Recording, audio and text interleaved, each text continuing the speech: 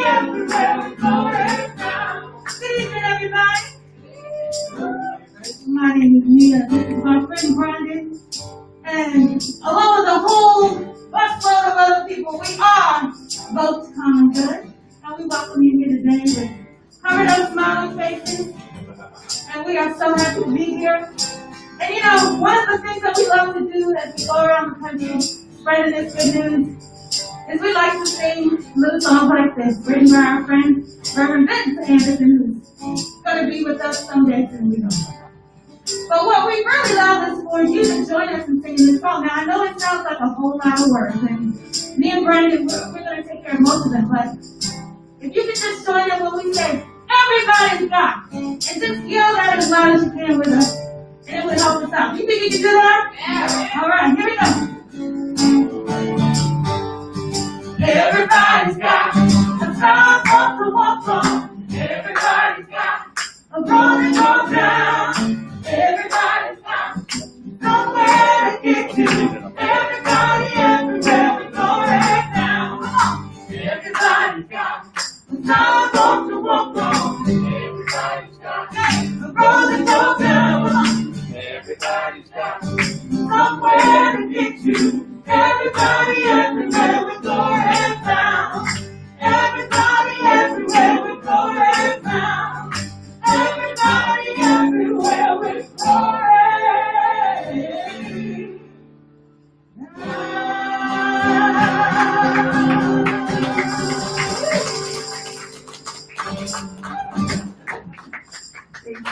Hey, that is the amazing, Brandon.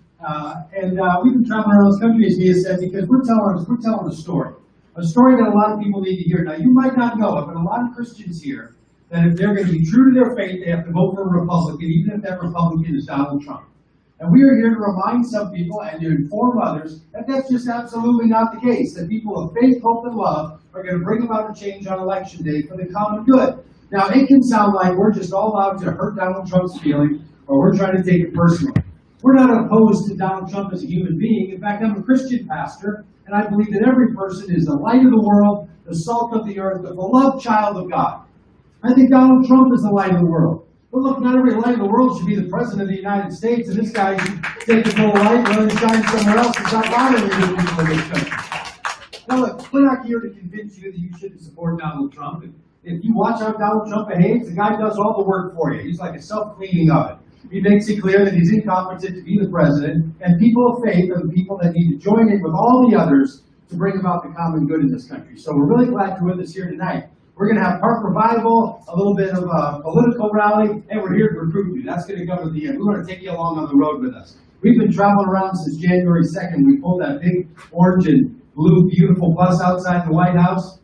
And we were just back there again last week outside the White House. We're going to be back there again on the night of November 3rd outside of the White House and gathering up in between states all over this country. And for the next 64 days, we're going to be traveling to 6 swing states, including right here back in Pennsylvania, a number of different times. And we want to recruit you to come along with us. I don't know, maybe you can get yourself in your own little magic bus. You'll see a little bus over there that you're going to hear from Dan. He's driving in that behind. Mario and Mia, they're driving behind another car. Maybe you want to start caravanning between Pennsylvania and Michigan and Wisconsin and Ohio and North Carolina and Florida for the next 64 days and do what we can to not only stop the most tyrannical president, but to help people rise up in an act of faith, hope, and love and bring about a change in this country on Election Day. So that's what we're up to. Now, if you have some friends that you really love to be here tonight, but they're saying to you, okay, first of all, it's a Monday night. Secondly, it's raining outside. And third, you're outside, social distancing. It's, I don't know how that would even work. And they want to watch us online, send them a text right now and have them go to votecommongood.com.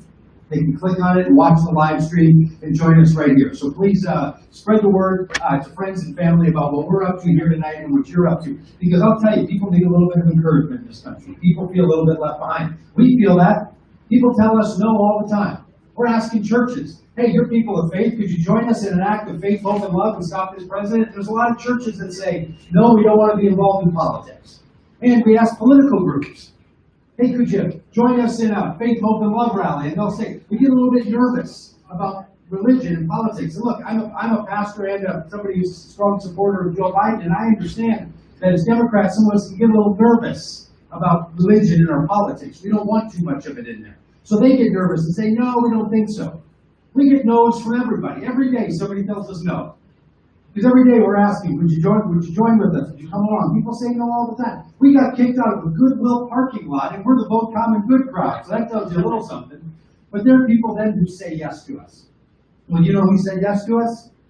You all did. You're all a bunch of yes men and women and kids that are around here. We're really glad to have you, because we do need people to say yes. And you're the kind of people that will say yes, and we're going to make a change. I'll tell you somebody else who said yes, and that's Billy.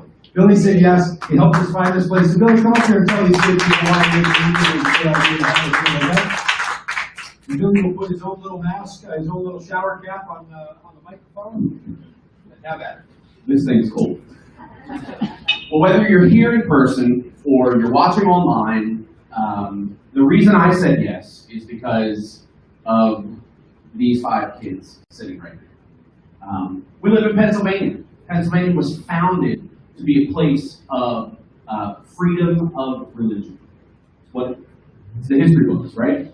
And but we live in a part of the state right here in the center of Pennsylvania where people feel like you have to vote one way if you're a person of faith. And I want my children to know that that's not true. That our faith dictates that we can vote in faith, hope, and love, and it doesn't have to be from one particular political party. So I appreciate all of you guys coming. Those of you that did accept the invitation, those of you that are watching at home because you'd rather do it where you're dry, we really appreciate it. So let's help spread the word. Let's get the word out that people in Pennsylvania, especially here in central Pennsylvania, we have an option. We can vote faith, hope, and love for Joe Biden in November. Thanks for coming out. Thank you, Billy.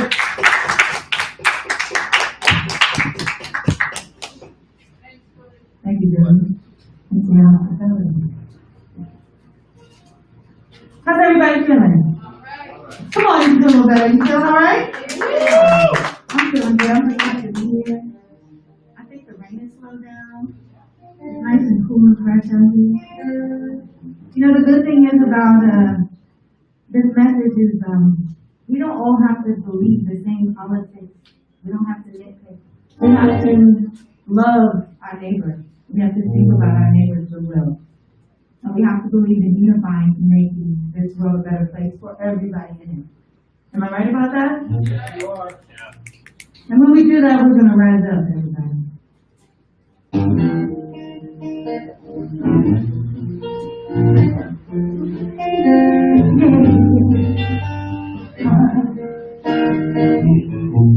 You're broken down and tired. Living life on the very side, and you can't find no. See it in your soul,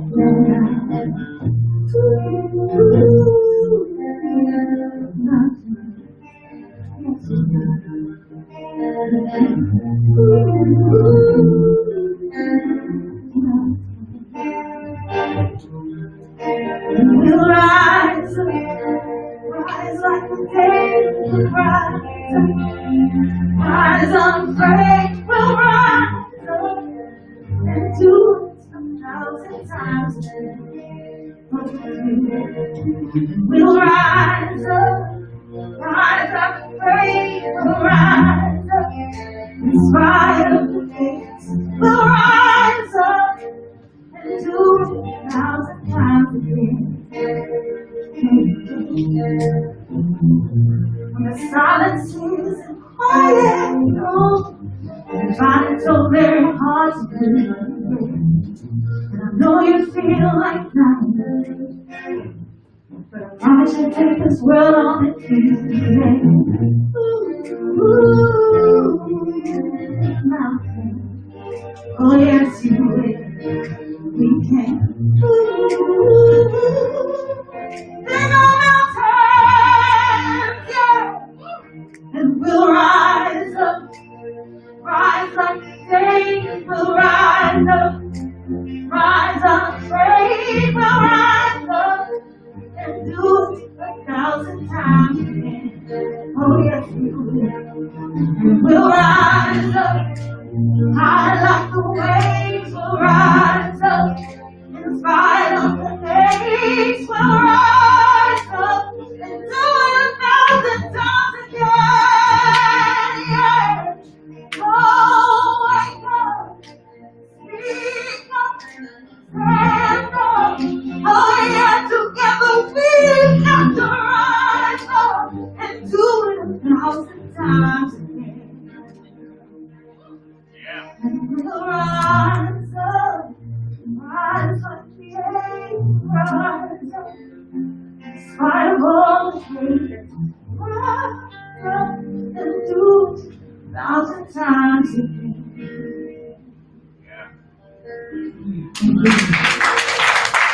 Mario and James, please welcome my dear friend Jensen Speak.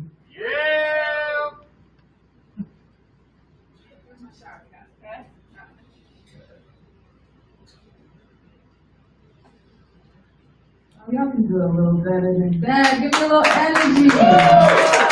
Came all the way to Mississippi to be here today.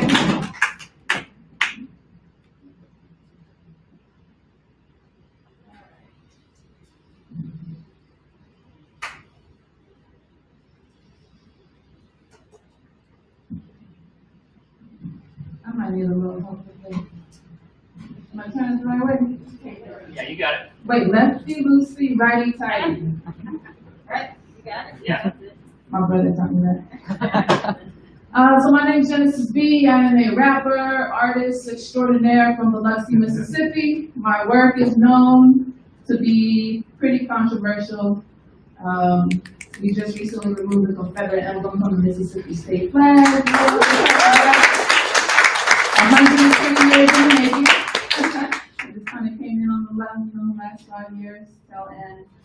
And a lot of my lyrics are deemed controversial. I don't know why, I'm just speaking the truth unapologetically. So I'm going to do a piece for you all, and before I start this piece, I have a question for you. And the question is not rhetorical, meaning I would love an answer, if you guys have one. There is no wrong answer, it's a hypothetical. Y'all ready? Yeah. If Trump disappeared today, what would America do? Like if he just disappeared right now, you just got on your phone, Trump's gone, he just disappeared. What would America do? Rejoice? There's no wrong answer. What would America do, y'all? Pick a better president. Pick a better president. Any other thoughts? Move forward. Move forward. I like that one. Anyone else? Any other kitties? No? All right. This piece is called Trump the Symptom. If Trump disappeared today, what would America do? Would there still be all this Twitter commotion? Would America still worship money? Would we still pollute the ocean? Would we still imprison black men and shoot them down with no emotion? Would women still be the smartest in the room and still get passed up for promotions? What would America do if Trump no longer exists? Would we still destroy our planet for profit? Would we still have private prisons, the new slave trade, and auction? Would men still write laws dictating what women do with our bodies, stripping away anatomical autonomy? Would we still shame women who use sex as commodity, but not shame men who buy sex and pornography? Would we turn a blind eye to all this hypocrisy? What would America do if it was up to you? Would you finally purge law enforcement of white supremacist bigots? Would we finally have equal rights for poor whites and immigrants? Would preachers still use the pulpit to pimp our communities? Would boys still be boys, raping and assaulting with impunity? Would we still ignore the killing of trans folks? Because this is where America stands, folks. To know what would America do, ask, what has America done? Well, for one, we massacred our native populations. From the blood of black slaves, we built the richest of nations. We waged war before. We cried wolf with terrorist threats. Remember weapons of mass destruction? Y'all remember that? It's crazy how quickly we forget. I've seen America burn crosses on the lawn of my father. I've seen America separate mothers and toddlers. I've seen America vote for men whose only moral is money, men who appeal to the racism and sexism of my beautiful Christian country. So we search for a savior to save us from the big orange goblin. Some magical Democrat that can solve all our nation's problems. But Trump is just a symptom of a money-hungry system that never had regard for the troops, no regard for the truth, no regard for the planet, and no regard for the youth. Trump was born into this, just like you and I. Trump is as American as apple pie. So I won't ask, what would America do? We know what America has done. Instead, I ask, what can America be if we step up in the days to come? Can America be one nation under God, indivisible? Can true freedom and compassion be our core principles? Because these words I write are not out of spite. I once dreamt of the day that you and I could unite and fight the plights affecting all of our lives, like healing our children and fighting addiction to alcohol and prescription, resisting government monopolies and wicked foreign policies made to benefit the rich while killing us with poverty. I'm just speaking honestly. We can build a better tomorrow for all our descendants, where we use the common good for the good of the collective, a place where pharmaceutical riches does not result in more sickness, where corporations have constraint and cannot buy our politicians, where the money we use to wage war goes to healing Mother Earth or building houses for the poor. It's just a thought. Maybe it's out there.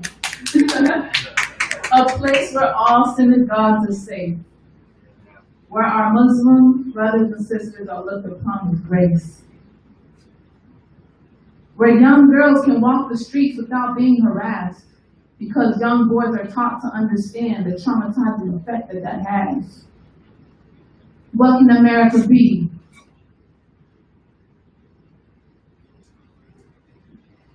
A place where someone who looks like me and loves like me can actually feel free? Where black and brown women are not minimized and the image of us outside reflects the power of our insides?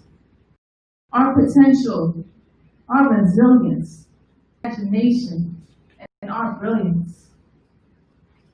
See, my ancestors fought for me to have a voice. They fought for me to have a vote.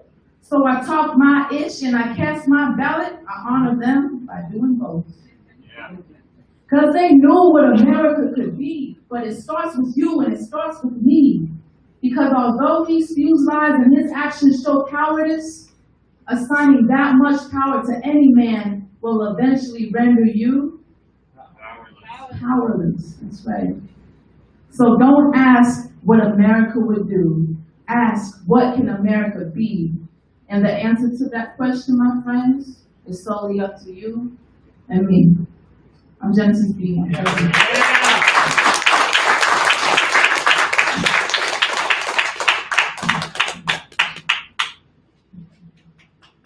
Thank you, Genesis. You know, as long as the world has people like Genesis B, I think we're in good shape, right? That's right. And as long as the world has people who show up, like y'all, like me, like Mario, there's still hope. And that's the good news. This is a song I wrote called I Hope. I'll be right here.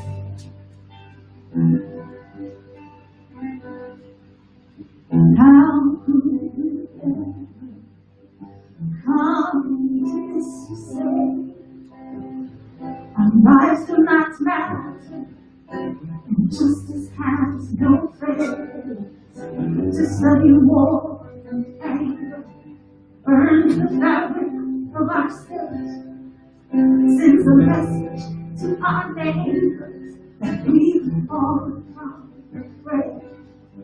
It's a long road to walk, and I don't know where it leads.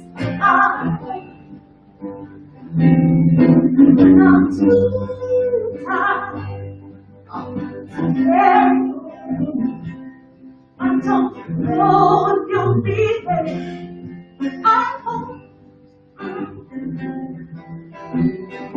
Dream on, dreamer, when the promises fade, it can only leave room for words.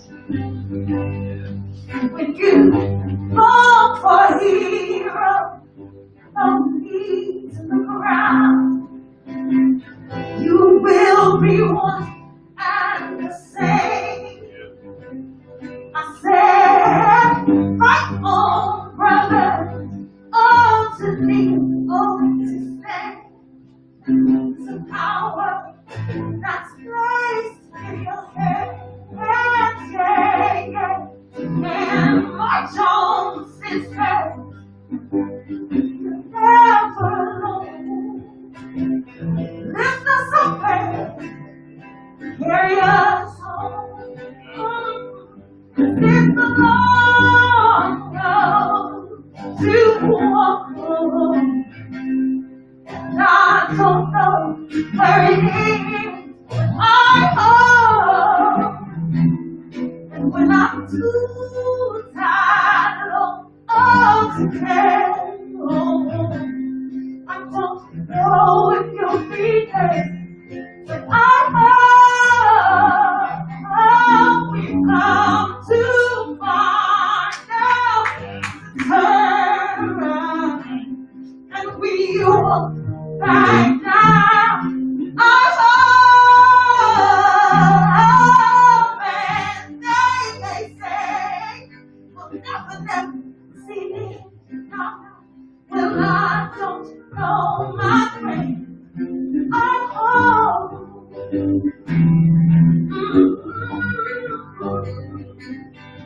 I hope for you, for me, and those babies. I hope.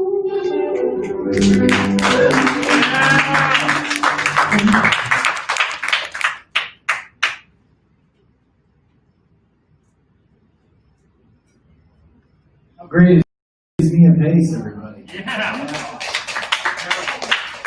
My name is Rob Ryerson. I'm a pastor from Fayetteville, Arkansas, and it's really great to be with you. Feels a little bit like being home in Pennsylvania a little bit. My wife is from Northwest Pennsylvania, Meadville, and we went to college in Scranton. feel like we missed this whole area of the state, though. We got the two corners covered. But it's great to be here, and thank you for coming out tonight. I don't know about you, but I woke up the day after Election Day in 2016, just utterly horrified at what we had done as a country. Just could not believe that we had made the decision that we had made. And I had this pit of the stomach feeling, this pain around my heart, this lump in my throat that I just could not shake. And I felt a lot of that guilt and shame because the tribes that I belong to were pretty much responsible for this mess. I'm a Christian, a white evangelical Christian who pastors a predominantly white evangelical church, and the vast majority of my tribe of people voted for Donald Trump. Even though he is tremendously cruel when our faith teaches us to be kind, even though he is corrupt to the core, even though our faith teaches us to be people of integrity, even though he is totally incompetent as a leader, even though we're taught to respect and revere those who lead with wisdom, my tribe of people voted overwhelmingly for Donald Trump, and I just could not believe it. And I also really couldn't believe it because I'm a Republican, and I could not believe that my party had led the country down this path and brought about this utter disaster that I was sure was going to happen, and now, almost 4 years later, all of my worst fears have been confirmed, as I'm sure yours have been too. See, I grew up in a really conservative Republican home. The Apostle Paul called himself a Pharisee of the Pharisees. You remember that in the Bible? I was a Republican of the Republicans. So when I was a teenager, I had, I realized that like telling these stories now, night after night after night in cities across America, it's pretty much telling groups of people that I don't know that I was a complete utter dork when I was a teenager. But when I was a teenager, I had pictures on my wall of Republican leaders. I had an autographed picture of Bob Dole, autographed picture of Al D'Amato, the senator from New York. I had an autographed picture of this unknown congressman from Georgia that really nobody had heard about at the time. His name was Newt Gingrich. I used to skip school so I could call into the Rush Limbaugh show. Actually made it onto the air, too. So a little piece of trivia about me. I went to teenage Republican school during the summer.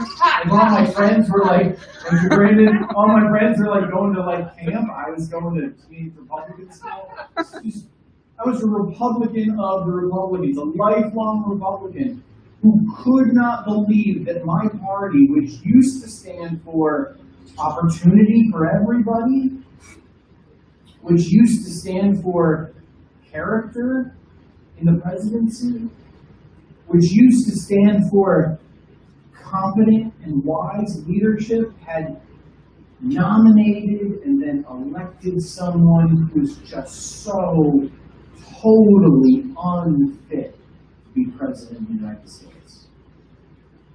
I don't know about you, but I had this sense, I had this feeling that I had to do something. That this moment, that this thing that had happened, that my tribes had foisted upon us as a country, that I had this sense of, I've got to do something. And I kind of lived with that feeling for a couple of months until there was a day when I came home from the office and I walked in the door. My wife had listened to a podcast that day about a group that was recruiting people to run for Congress. And she held her phone out at me and she said, "You've got to listen to this. You've got to do this." I don't know if you've ever had the day where you get up and you have breakfast, and you go to work, and you have lunch, and you have a normal day, and you go to bed that night thinking, I might run for Congress. It's kind of a bizarre experience to have. But that began what was for me a total long shot grassroots campaign, challenging one of the most powerful Republicans in Congress, one of Trump's biggest supporters in Congress, and I ran against him as a progressive Republican. And do you know what a progressive Republican is? You know what it means to be a progressive Republican? It means that nobody likes you. That's what it means. That's pretty much nobody likes you if you're a progressive Republican. But I ran this campaign. Spoiler alert, I did not win. I think that's why I'm here tonight instead of in D.C. But what it did is it helped me to find my voice. That campaign helped me to not just understand our system better, not just have a much deeper sense of the needs of people, but it helped me to find my voice. And one of the things we do here at Build Common Good is we ask people to wake up, to realize what's happening in our country, but then also to speak up, to use your voice to make a difference. You see, what we need now more than anything else is a loud, rising chorus of voices that will say unequivocally, I am not going to support the re-election of Donald Trump. And I'm willing to say that loudly and clearly. Now the reality is that there's a lot of people out there that have this kind of feeling, that they have that gut feeling that something's wrong, that there's something about this guy that doesn't sit well with me, but they're scared to say it. Because what will their church say? What will their friends at church say if they say they have questions about Donald Trump? What will their families say? What will their friends say? What kind of reaction are they going to get on Facebook if they put something like that out there? And so they stay really quiet. And you know what they need? They need someone who will go first. They need someone who will step out first and say loudly and clearly, I am not going to support the re-election of Donald Trump, and I'm going to do everything I can to make sure it doesn't happen. And when you step out and find your voice and speak up in that way, what happens is you create space for the other people that might be a little scared to say that. Do you remember that last scene in Dead Poets Society? The "Oh Captain, My Captain" scene? Remember that? When one of the students gets up on stands on his desk and says, "Oh Captain, my Captain," and that creates space for a whole bunch of other students to follow suit and do the same thing. And what we're doing here with Build Common Good is we are asking you to find your voice and to speak up. And you might say, well, I don't have a big audience. People aren't listening to me. No, there are people listening to you. You have family and you have friends and you have people in your church that will listen if you speak up. Now, I got to tell you this. If you speak up, you can expect that there's going to be some backlash. And so I'm asking you to do this, but I'm also asking you to do this with the courage it's going to require. Back in February, I had the opportunity to write an editorial for Time that got picked up on Time.com. And it was an editorial about how I'm an evangelical pastor, and how I am a Republican, and how I am pro-life, and how I was urging other evangelical Republican pro-life voters to vote for whoever the Democratic nominee is for president, because Donald Trump cannot be trusted with the presidency. And I wish I could tell you that what I received was hundreds and hundreds of messages from supportive Christians around the country who see things the same way.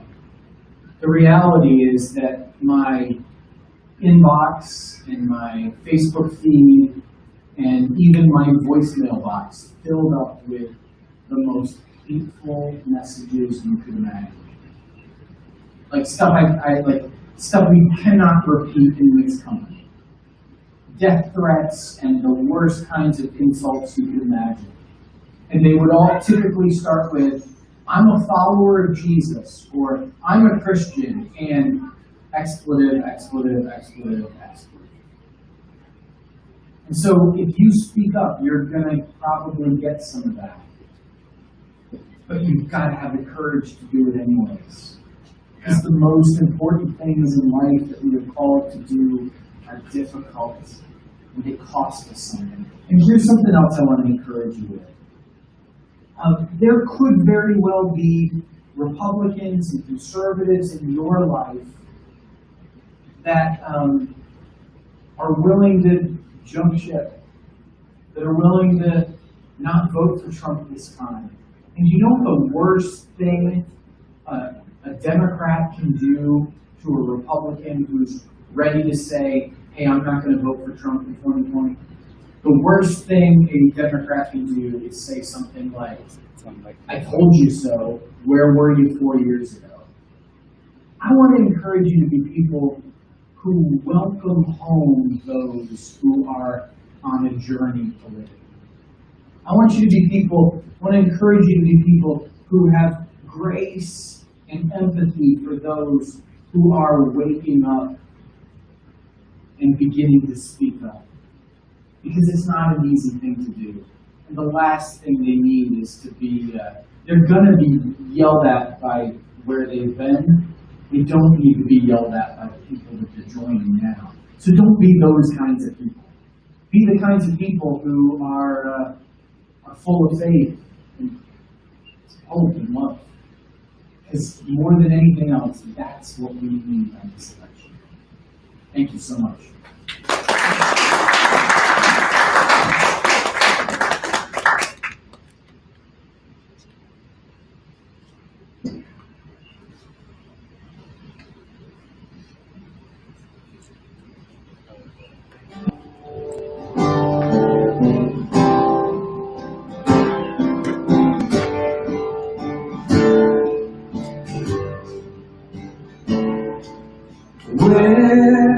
Where is this justice? The justice we need. Oh, where is this justice we all want to see? I walk to the street and I began to see, I saw this, the justice we need is the justice that needs me.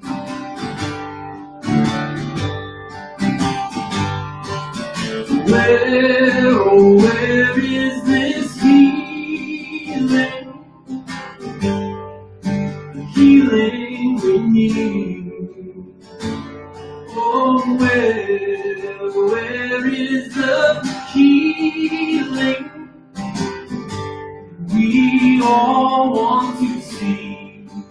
And so I turned on my TV. I saw so much dis-ease. I saw this. The healing we need is the healing that needs me.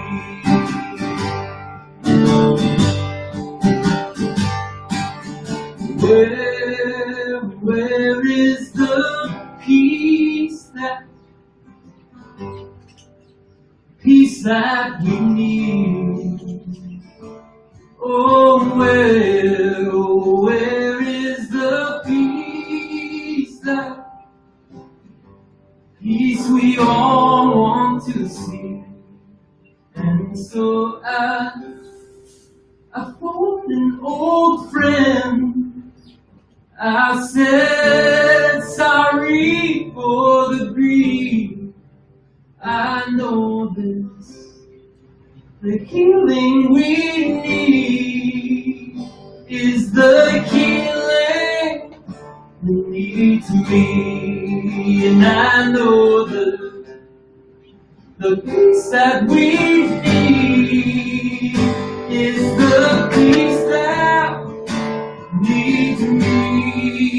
and I see the justice we need is the justice that needs me.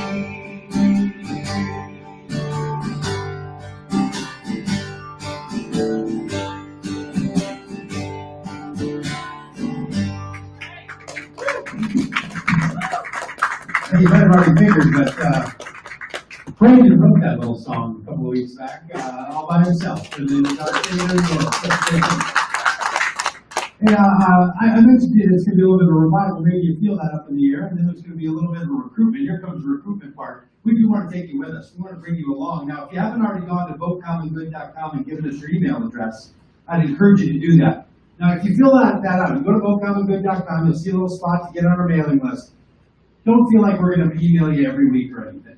We're going to email you 3 times a week, actually. We really will. Because we really do want to get you involved. Next 64 days, we're going to be all up in your email business. Because we want to encourage you with what's going on. We want to let you know what other people are doing. We want to keep the story flowing. We want to send you a bunch of things that you can share around with others. So please go to votecommongood.com, sign up. What we used to do at this time is we pass around pieces of paper that people would write their names on and their email addresses. But we're really COVID concerned here, and we're not sure exactly how we should be doing that. So go to the website and do it that way. In fact, this is only our second event since COVID. We were out on the road, and then we came off the road on March 13th, and now we're back out. And yesterday was our first event up in Pittsburgh. So we really appreciate all of you showing up, anybody showing up. We weren't sure if people were going to show up at all. Not because of what we're saying, but because for a lot of people, this is their first time out. They didn't have outside meetings with other folks yet. So we really do want to encourage you to join with us and go to the website. Now, a couple of things that we're doing on there, and I want to point these out by taking you over to the table here. This is now going to start to feel like you're on a PBS fundraising drive. But we have a number of things over here at the table that we think you'd really like if you were to make a donation. Because you may be saying to yourself, well, how do you pay for this? These people traveling around and eating their lunches and sticking around. How do you pay for that? And we like to say, well, it's from viewers like you.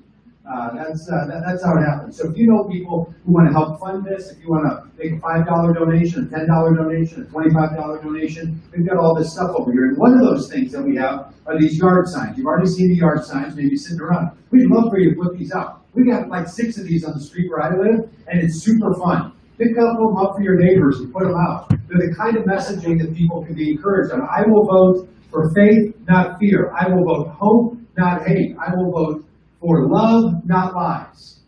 So we'd love for you to see those things sitting out. And then we have this great little campaign. It's called our postcard campaign. You know what it's called, the postcard campaign? Because we asked you to send a postcard. So we have these postcards. You get 15 of them in a pack. And they have a message on one side that's pre-prepared. And like this one says, the fruit of the Spirit is love, joy, peace, patience, kindness, gentleness, faithfulness, and self-control. This is what we expect from leaders. Join me in stopping Donald Trump on Election Day.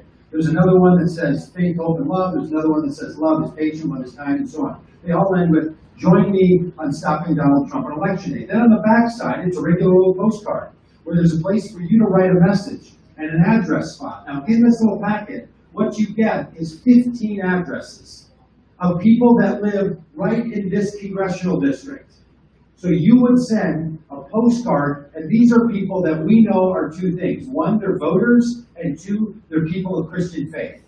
So you're going to send a postcard to someone who's going to vote, who's of Christian faith, and ask them to join you in stopping Donald Trump from being elected on Election Day. So the names and addresses and all that are on this, all public information that's available. So each one of the packets is specialized with a set of 15 addresses. So we'd love for you to do that. And you can do it with a bunch of friends. If you've got people at home that would love to, you want to take 3, 4, 5 packs home with you, take them home, have a postcard writing party, have a postcard writing night, send them all back, write your address on them, maybe they'll return it out, put your phone number if you're up to that kind of thing, and start messaging to other people. Because what Rob was saying earlier is so true. There are people who don't yet know that there's others reaching out. And sometimes the littlest nudge can help move someone over the line. My friend Tessa likes to say that her mom told her when she was a kid, when you live in a time of social turmoil, which we all do, you don't do nothing, you do something. So this is a little something that you can do. You can take home some postcards with some addresses, you can take home a yard sign, you can take home a shirt, you can take home a hat, you can take home a button. You take home all that kind of stuff, because we really do want you to feel like you're part of this. And it goes a long way for us, and it would go a long way for you. Because we're not just traveling around the country because we love quarantining in a bus. I mean, we do actually love quarantining in a bus, because it's got feels like a rock band. But we're not just doing it because we get to hear fun stuff like this 5 or 6 nights a week. We're doing it because we really do know that in Pennsylvania there were 17,000 votes between Donald Trump winning a state and losing a state. And I'm telling you, if you can bump 2 people, 3 people, 4 people, and everyone starts to do that, it literally makes a difference in the future of this country. You are people that live not only in a state where it matters, you live in a district where it matters. This is a place that both campaigns are spending a lot of time thinking about. We think it's possible to flip it at the congressional level, and we think it's possible for this county to help lead not only Pennsylvania, but the country into this country having a new president on election day. So we don't just say this in every place we go. It's really, really true right here. So any engagement that you can be a part of, we'd really like for you to consider doing that. And then keep up with us. Keep up with us on social media. Keep up with us on all the places where you get connected on the internet, and spread the word and spread the message, because people are looking for a little bit of faith, they're looking for a little bit of hope, and we're all looking for a whole lot of love. Now this fellow's name is Dan Dietrich, and Dan Dietrich is from South Bend, Indiana. There's another guy famous in politics from South Bend, Indiana. I can't remember his name, but Dan Dietrich is from South Bend, Indiana, and wrote this song back in January that is connected with a lot of people. When you go home tonight, also go on YouTube and look up a song called "The Hymn for the 81%. You're going to see that there's like, how many is it now? 700,000? Maybe? 700,000 views of this song on YouTube. It went up in January. I think I'm inflating. 17 million views. It went up a week ago. It's the best-selling song ever on YouTube. 700,000 views last January, and it's not only because Dan's a great singer, but because this message connects with a lot of people. And what we know by those kinds of numbers, what we know by all kinds of responses to people, is that there is a deep-set dissatisfaction inside of people. And this little song from Dan, I think really articulates that well.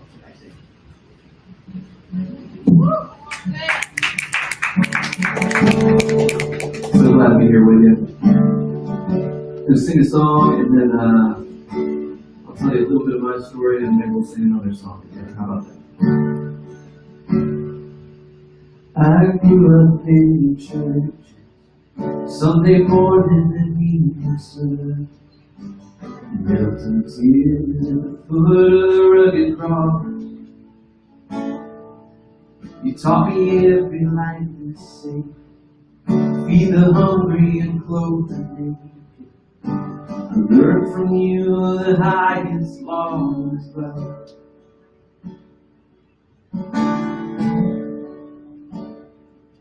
And I believed you when you said that I should trust the words in red to guide my steps through a wicked world. I assumed you'd do the same, so imagine my dismay as I watch you lead the sheep straight to the wolves.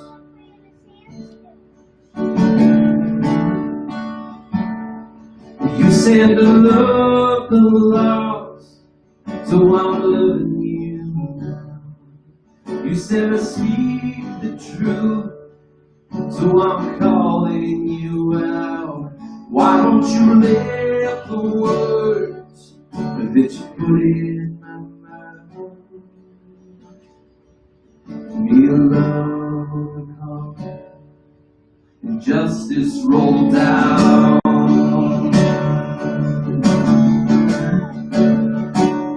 Oh, they started putting kids in cages, ripping mothers from their babies, and I look to you to speak on their behalf. Oh, but all I heard was silence, or worse, you justified it. The singing glory, hallelujah, raise the flag. Oh, your fear turned to hate, but you baptized it with language, torn from the pages of the good book. You weaponized religion and and you wonder why I'm leaving to find Jesus on the wrong side of your walls. And you said to love the lost, so I'm loving you now. You said to speak the truth, so I'm calling you out. Why don't you live the words that you put in my Bible? May your love overcome and justice roll down.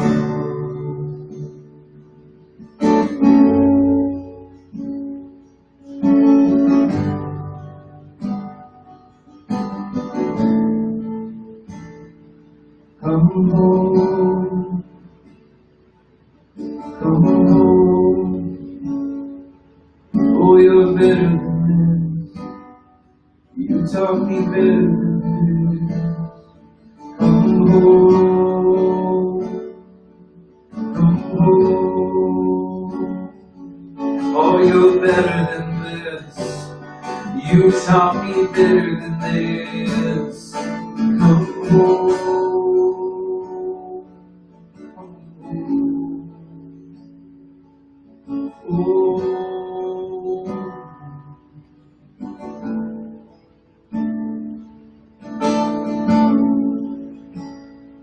You said to love the lost, try to love you now.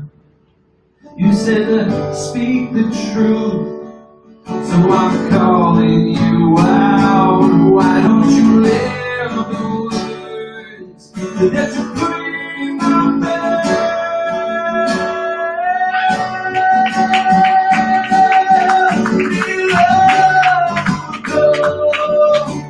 Justice roll down, me love, girl. Justice roll down, me love, girl. Justice roll down.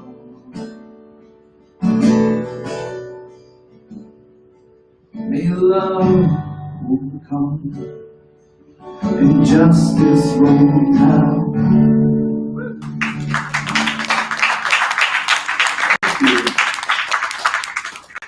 Yeah, so I wrote that song, and like Rob said, you just feel like you have to say something. So I wrote this song, I put it out there, and like Rob said, when you say something, sometimes there's backlash. And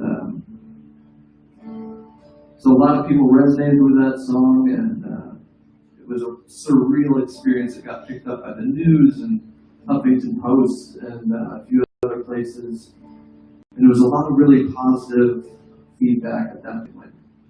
Wow, I'm so glad someone said that. I'm so glad someone's saying these things that I felt for so long. And then a strange thing happened. It hit Fox News, and the tone of the feedback changed. And it went from positive to not just negative, not just disagreeing, but just violent threats. Awful, horrible things. I can't repeat here. Threats against my church, arson threats. We had to hire more security, and all this from good Christian people. And so that brings me to this song. This is a song I wrote for my church community. I've been a worship pastor for the last 12 years or so. And me and a friend wrote this song just as a way of reminding ourselves and others what we believe about God. And we believe that God looks like Jesus, and Jesus looks like love. And so if it doesn't look like love, maybe you got the wrong God. So this song is called Your Name is Love.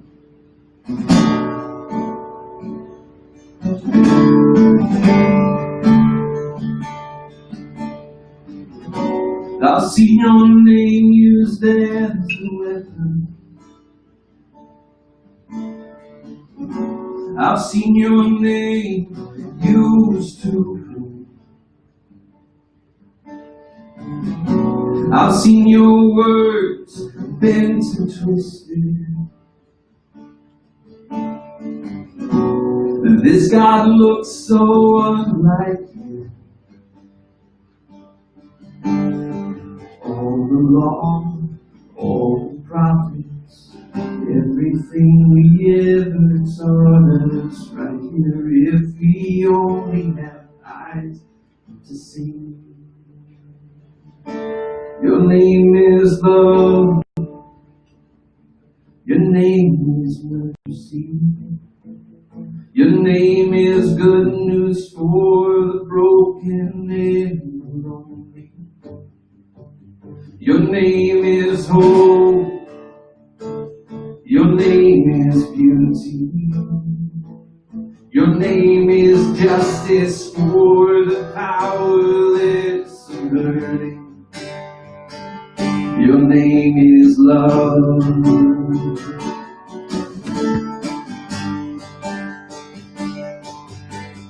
The image of invisible and holy. We know the Father because we know the Son. He came to free those religion held in prison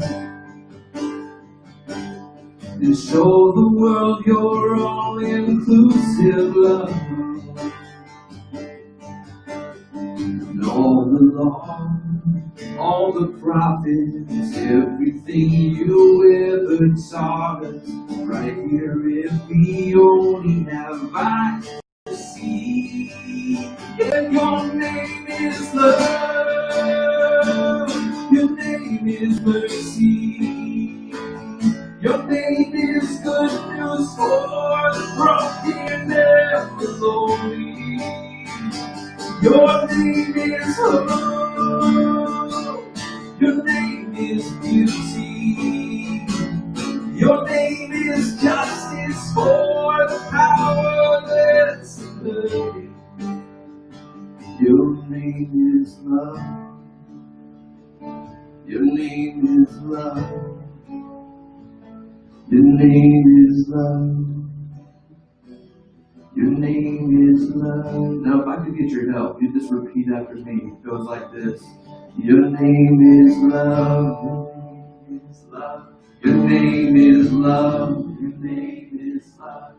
Your name is love. Your name is love. Your name is love. Your name is love. Your name is love.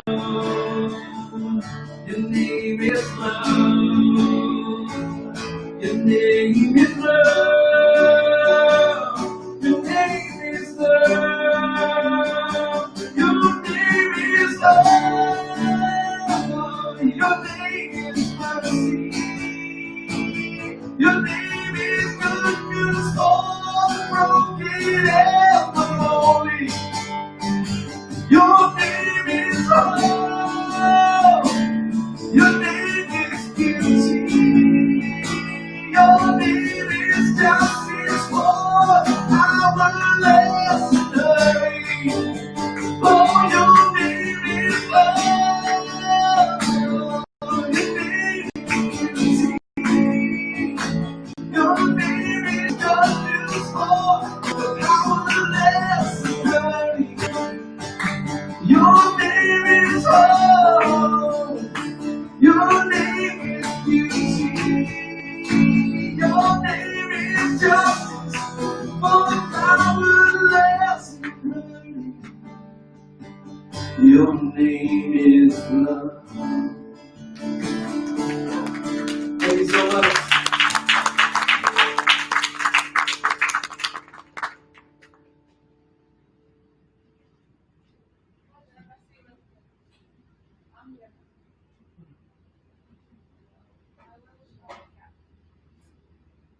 Y'all give another warm round of applause for Daniel.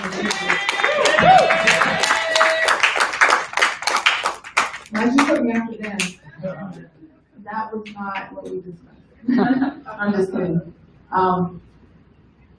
So good to be here, y'all. Thank you for coming out. We're getting ready to wrap up pretty soon. I got another piece I want to share with you. I told you that I'm from Mississippi, and my work did involve removing the Confederate emblem from the Mississippi state flag. So I have this piece called Mississippi, the Microcosm of America, and I'll explain a little bit in this piece kind of how that flag and the ideology of white supremacy has traumatized my family and thousands of other families across the nation.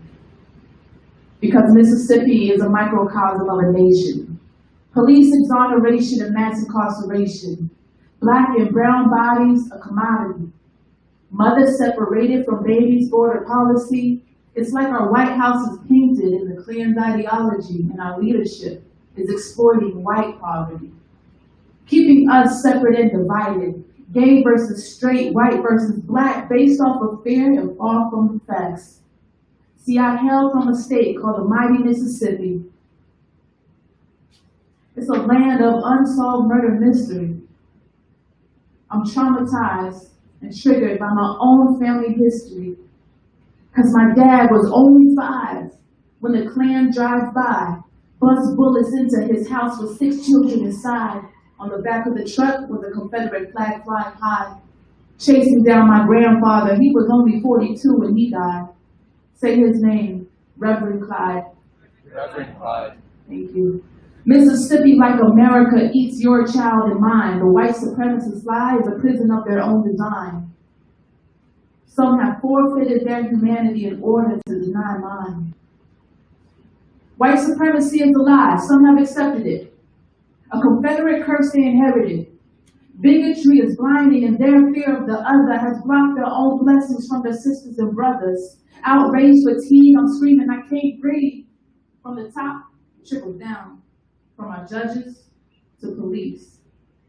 Because the illusion of freedom is far more dangerous than any jail cell or cramped cages. Yes, Mississippi is a microcosm of my nation, where cowards replace white sheets with fake avatars, repeating their parents' folklore, Tooth Fairy, Santa Claus. The history's whitewashed. Google black codes and bylaws. In the comment section, sound off, sound off. Lord, they sound off, don't they? Because Mississippi is a microcosm of a country that always needed me but never wanted me. My melanin and skin is a sin sentence to build your economy. It is. They pack the prisons, fill the quota, make us felons, never voters. Travel bans and deportation, killer cops, no resignation. Just federal indictments and mock trials, see? My heart bleeds as that billboard reads, Make America White Again is my favorite rapper concedes. Kanye. Making me question everything that I believe. But still, y'all, I love America because I have hope. Some choose to jump ship and some steer the boat. See, I know that love and humanity lives in the smile of every child and the heart of every kid. So be brave enough to break the curse. We need you at the polls, out in droves, fighting against the bigots you oppose. Study law, run for office, make a call, write your Congress. Use your voice and choose a march. Malcolm's gone, grab the torch. You can read a book, write a rap. Just speak with truth and deal with facts. It's not that hard. Because freedom and justice are under attack.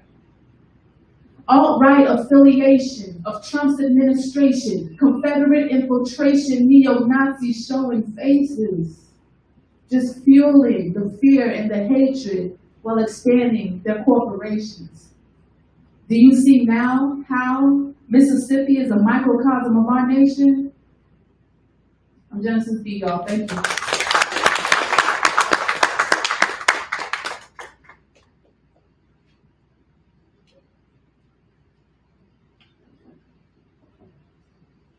Sometimes you have a chance to do these kinds of events in really idyllic settings like this, right? Surrounded by cheering fans and friends and people of goodwill. And sometimes it's in other environments. Genesis B has done that very poem. Mississippi is a microcosm of our nation, with the Proud Boys lined up right in back of us in Fresno, California, shouting insults. And Genesis brought one up on the stage, invited him into Redeeming America, and then delivered that poem right to them. Just last night in Pittsburgh, we were surrounded by a group of protesters that were shouting in the middle of our actions and activities that we weren't the right kinds of people of faith, and we weren't the right kinds of proclaimers of what this country should be. And Genesis and Dan deliver those songs in those very places. So it's not only a bold thing to do it in a setting like this, but to do it in all the settings. And we know that you all also live in all these different places. And the one thing that we want to call all of us to, stop Donald Trump on Election Day and do it in love. So one of the things that we have is that we have on this banner, we also have on cards sitting around the table around you, is a Love in Politics pledge. They're on the table. If you grab one, I'd love for you to take a look at it right now with me. The Love in Politics pledge is not a pledge that we ask politicians to take. It's a pledge that we want voters to take. See, on this side on the left side here, you'll see a call on there. The call on the Love in Politics pledge is this: that I will call on all elected leaders to comport themselves in ways consistent with love in their public and political lives. We don't think it's too much to ask politicians who are going to represent the people of the United States of America to act in a way of love. Love isn't reserved for churches or for home. It's reserved for the public engagement. So we want people to act in a way of love. The second commitment: I will support elected leaders who do so. Doesn't mean you have to vote for every one of them, but no matter what party they're from, if they act in a way of love, tell them that you recognize them. Tell them that you saw them do it. Make that pledge that you'll be somebody who will honor love wherever we see it in our society.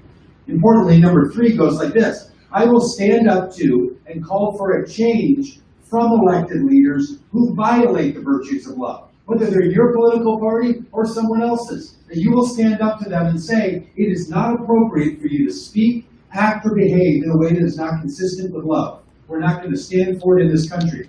And fourthly, I will call on all elected officials to demand that other public officials comport themselves in ways consistent with love. We're no longer going to give a pass to politicians who say, well, I wouldn't have tweeted that.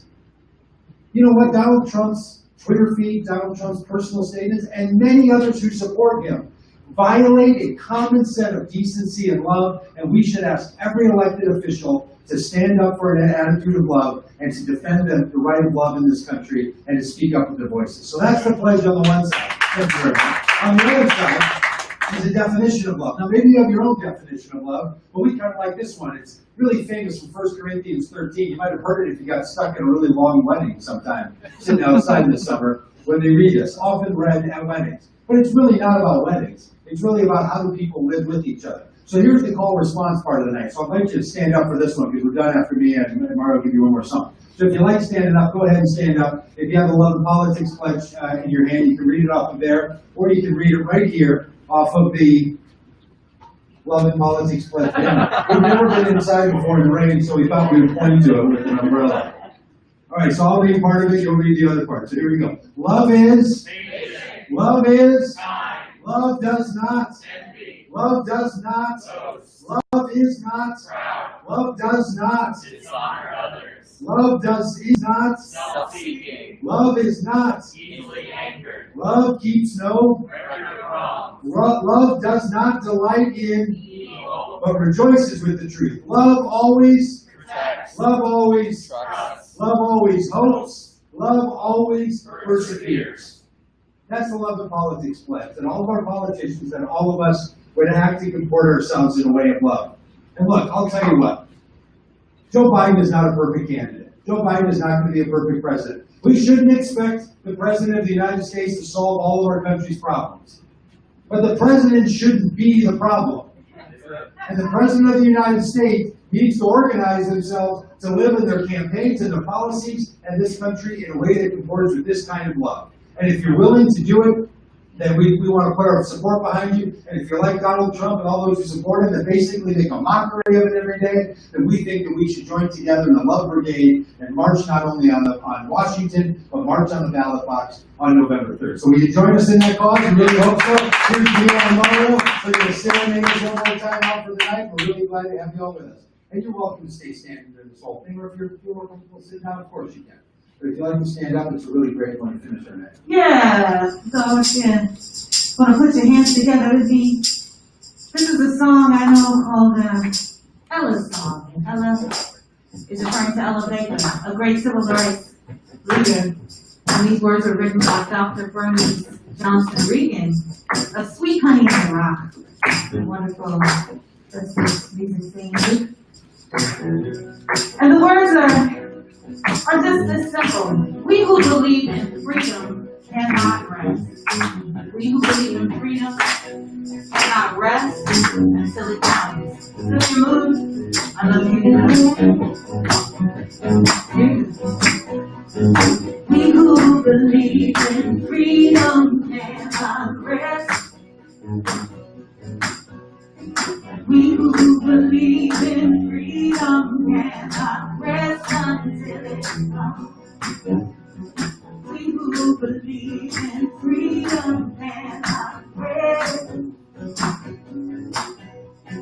We who believe in freedom cannot rest until the killing of black and black mother's son is as important as the killing of white and white mother's son. We who believe in freedom cannot rest. We who believe in freedom cannot rest until it comes.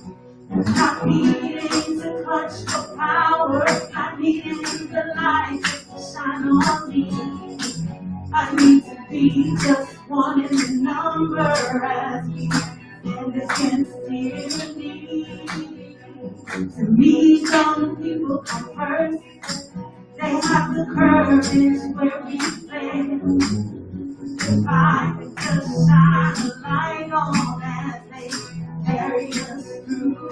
Yeah, come on. We who believe in freedom cannot rest. We who believe in freedom cannot rest until it comes. Come on. We who believe in freedom cannot rest. You believe in freedom cannot rest until it. Let me just hit it. Come on. We who believe in freedom cannot rest. If you believe it, sing it out, y'all. Come on. We who believe in freedom cannot rest until it comes. Come on now. We who believe in freedom cannot rest. We who believe in freedom cannot rest until it comes. Come on now. We who believe in freedom cannot rest.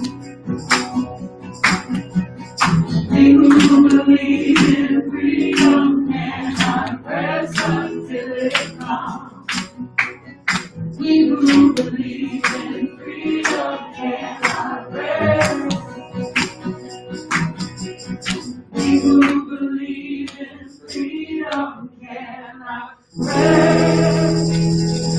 Thank y'all so much for coming out. Love you, neighbors. Thank you. Good night, everybody.